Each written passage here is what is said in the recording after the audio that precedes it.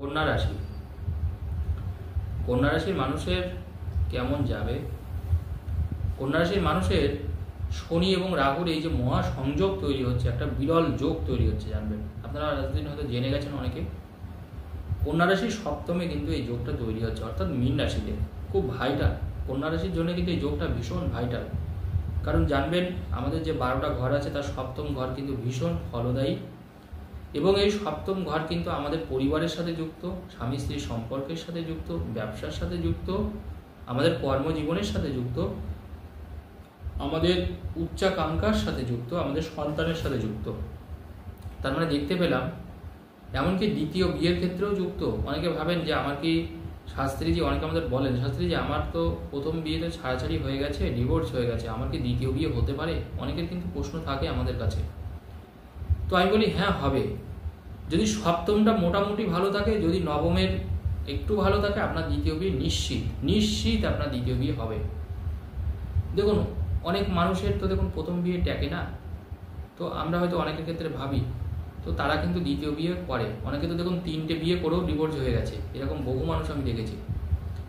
তো যাই হোক, সপ্তমে এই যে শনি রাহুর এই যে যোগটা, সেটা কন্যা রাশির জন্য কতটা ভালো ফল আনবে? কন্যা রাশির ভালো হবে না কন্যা রাশির খারাপ হবে? দেখুন আমি বারবার করে আপনাদের বলি, কন্যা রাশি হচ্ছে এমন একটা রাশি, খুব বুদ্ধিদীপ্ত রাশি। কন্যা রাশি যেহেতু রাশির অধিপতি বুধ, এবং বুধকে বলা হয় বালক গ্রহ, বুধকে বলা হয় বুদ্ধির গ্রহ, বুধকে বলা হয় জ্ঞানের গ্রহ, বা বুধকে আবার বলা হয় গ্রহের রাজকুমারও।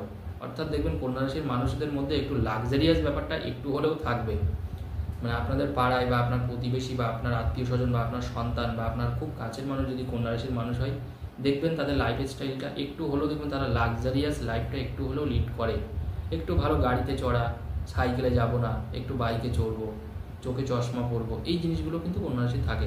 মানে মোট কথা, সোজা কথা হচ্ছে একটু টিপটপ চলতে পছন্দ করে তারা। এটা তো খুব ভালো জিনিস, পরিষ্কার পরিচ্ছন্নভাবে থাকা, একটু টিপটপভাবে থাকা, এটা কিন্তু কন্যা রাশির বেসিক নেচার। এবার প্রশ্ন হচ্ছে এই যে যোগটা হচ্ছে, এই যে সপ্তমে এই যে যোগটা তৈরি হচ্ছে, কন্যা রাশির ক্ষেত্রে কতটা আশীর্বাদ আনবে? দেখুন সপ্তমে যদি শনি এবং রাহু থাকে, সপ্তমে শনি কিন্তু সবসময় ভালো ফল দেয়, আমি বহুবার কথাটা বলেছি। শনি সপ্তমে ভালো ফল দেয়, দ্বিতীয় ভালো ফল দেয়। তো সপ্তমে যখন শনি ঢুকবে, কারণ কন্যা রাশির মানুষ কিন্তু দীর্ঘদিন ধরে অনেক কাজ কন্যা রাশি আটকে গেছে, ফ্ল্যাট করেছে 98টা ফ্ল্যাট করেছে, বিক্রি হয়েছে 12টা। আমার বহু ক্লায়েন্টের কিন্তু এরকম অবস্থা, 98টা ফ্ল্যাট করেছে প্রোমোটার, বিক্রি হয়েছে 12টা, আর বাকিগুলো কিন্তু সেল করতে পারছেন না উনি। তো এই সমস্যা কিন্তু আছে, প্রচুর টাকা তার ঢুকে আছে ওখানে। তো এরকম কিন্তু বিজনেস নিয়ে অনেক মানুষের বিরাট সমস্যা চলছে। কন্যা রাশির মানুষ অর্থের জায়গাটা অনেকটা কোলাপস করে গেছে, মানে অর্থ আগের মতন আসে না, মানে টোটাল ব্যাপারটাই হচ্ছে খুব ভঙ্গুর মানের, এবং মানে সেই মনের মতন মানে ক্লায়েন্ট তিনি আর পান না। যারা ভালো ভালো ক্লায়েন্ট তারা কিন্তু অন্য জায়গায় চলে গেছে, আপনার দোকান ছেড়ে, আপনার ব্যবসা ছেড়ে তারা অন্য জায়গা থেকে মালপাতি নিচ্ছে, আপনার থেকে নিচ্ছে না। এটা কিন্তু কন্যা রাশির সমস্যা শুরু হয়েছে, এবং বেশ কিছু বিশ্বাসী লোক যারা খুব আপনজন পরিবারের লোক, তারা কিন্তু দূরে সরে গেছে। তবে একটা আশার আলো আমি দেখেছি কন্যা রাশির ক্ষেত্রে, মনে রাখতে হবে বিশেষ করে কন্যা রাশির মানুষরা কিন্তু ফ্যামিলির সাপোর্টটা পায়। কন্যা রাশির মানুষদের কিন্তু মনে রাখতে হবে বিবাহিত জীবন কিন্তু একেবারে খারাপ হয় না। দুটো একটা ক্ষেত্রে হয়তো ব্যতিক্রম অবশ্যই হবে। দেখুন গ্রহের চার্ট তো দেখুন সবার সমান থাকে না, আপনার হরস্কোপে হয়তো বিরাট বড় কোনো দোষ আছে, নতুবা কিন্তু কন্যা রাশির কিন্তু বৈবাহিক জীবন বলুন, কন্যা রাশির কিন্তু পারিবারিক জীবন খুব বেশি খারাপ হয় না। কারণ কন্যা রাশির মানুষদের আমি দেখেছি তাদের ফ্যামিলি কিন্তু বিশেষ মাত্রায় সাপোর্ট দেয়।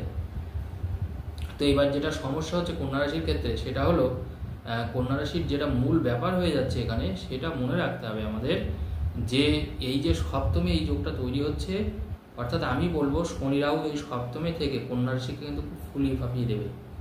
অর্থাৎ এই সময় আমি মনে করি আপনার বাড়ি হবে, গাড়ি হবে, এবং আপনার বিষয় সম্পত্তি অনেকটা বাড়বে। যদি বলেন কেন, তার কারণ দেখুন এই শনি রাহু কিন্তু আপনার রাশির উপরে দৃষ্টি দিচ্ছে। যখন শনি এবং রাহু রাশির উপরে দৃষ্টি দেবে, তখন কিন্তু আপনার জ্ঞানের দরজা খুলে যাবে। তখন আপনি ধরতে পারবেন, বুঝতে পারবেন যে কে আপনার বন্ধু, কে আপনার শত্রু, কার সাথে বিজনেস করলে সেই ব্যবসা আপনার চলবে, কার সাথে আমার ব্যবসা করাই যাবে না, মানে কে আপনাকে ধোঁকা দিচ্ছে। এই সহজে নিজের দূরদর্শিতা প্রয়োগ করে আপনি অরিজিনাল মানুষকে ছেঁকে তুলতে পারবেন। সেই স্যাকনা দিয়ে আমরা বলি না, যেরকম আমরা আসল জিনিসটাকে বের করে নিয়ে আসি, তো কন্যা রাশির মানুষরা কিন্তু লাভ জিনিসটাকে এবার বের করতে পারবেন। কারণ সপ্তমে শনি আমাদের লাভ দেয়, আমাদের কিন্তু লোকসান দেয় না, এবং সেখানে রাহু বসে আছে।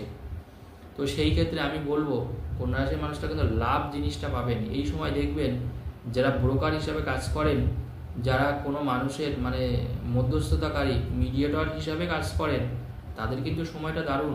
এই সময়টা আমি বলবো 29 তারিখ থেকে যোগটা তৈরি হচ্ছে। কারণ 29 তারিখে কুম্ভ রাশি ত্যাগ করে শনি যাচ্ছে মিনে, অর্থাৎ 29 তারিখ থেকে এই শনি রাহু বিরল সংযোগ করছে। আর এই 29 তারিখ থেকে দেখবেন মানে কন্যা রাশির আর আমার মনে হয় না পিছন ফিরে তাকাতে হবে। আগামী আড়াই বছর কন্যা রাশির মানুষেরা রাজ করবেন, এবং কন্যা রাশির মানুষরা কিন্তু প্রচুর জিনিস কিন্তু তৈরি করতে পারবেন। প্রচুর এই সময় কিন্তু আপনার প্রচুর মানুষের সাথে যোগাযোগ হবে, খুব বড় বড় মানুষের সাথে। যারা রাজনীতিতে যুক্ত, দেখবেন বড় কিছু করতে পারেন আপনি বড় কোনো পদ পেলেন এই সময়টায়। আপনার কথা মানুষ মিষ্টির মতন করে শুনছে, আপনার কথা মানে একটা কথা মিস হবে না, অর্থাৎ আপনি যা বলছেন যেটা বলছেন মানুষ সেটা করছে, এবং আপনার উপরে দেখবেন উচ্চ মহলের একটা আশীর্বাদ থাকবে। আপনি মানে সেই রাজনীতি করুন, আপনি সিনেমা করুন, আপনি সাংবাদিকতার এডিটর, তবে এডিটর যারা করছেন একটু বলে দিই, যারা সংবাদ পড়েন, যারা সাংবাদিকতায় কাজ করছেন, তাদের কিন্তু কাজ পরিবর্তন হবে, অর্থাৎ আগের থেকে বেটার জায়গায় তারা কিন্তু মানে যেখানে কাজ করছেন সেখানে কিন্তু কর্ম চলে যেতে পারে, বা কোনো একটা কারণে হয়তো আপনি করলেন না, এটা কিন্তু কন্যা রাশির কিন্তু হবে এই সময়টা, অর্থাৎ আপনি অন্য জায়গায় শিফট করলেন। তবে এইটুকু বলতে পারি আগের থেকে বেটার জায়গায় আপনি শিফট করবেন।